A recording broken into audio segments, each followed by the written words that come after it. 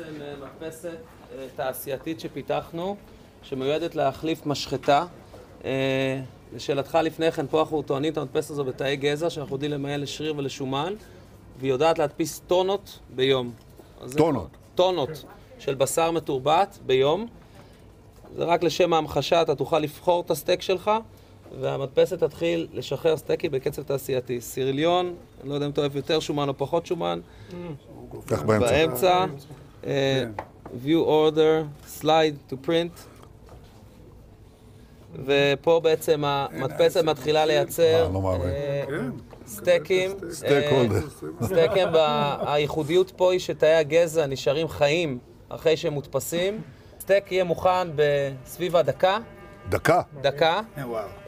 השלב פה הוא שווה ערך לשלב שבו הפרה נולדת בעצם. הפרה לוקח 2 עד שהיא נשחטת, היא מזהמת את העולם בתהליך. פה זה תהליך שהוא הרבה יותר קצר. בלי שטח, בלי מים ובלי בלי צואה. שטח, בלי מים, בלי חתימה פחמנית. בלי פלטות, בלי פלטות ובלי כלום. איפה הסטייק? הסטייק עכשיו מודפס, ועכשיו אנחנו נעבור זה המקדונלדס של העתיד. כן, כן, זה המקדונלדס, זו הקצבייה והמשחטה של העתיד. פאסט פוד.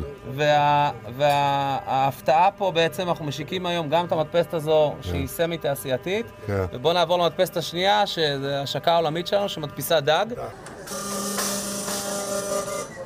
פה זו מדפסת שמדפיסה מוצר שהוא מוכן לטיגון, מה שנקרא ready to cook. מכיל תאים אמיתיים. אנחנו מדפיסים בו בעצם פילה לוקוס. אין עוד חברה שיודעת לעשות דבר כזה. מכיל תאים אמיתיים, כ3 דקות להדפסה.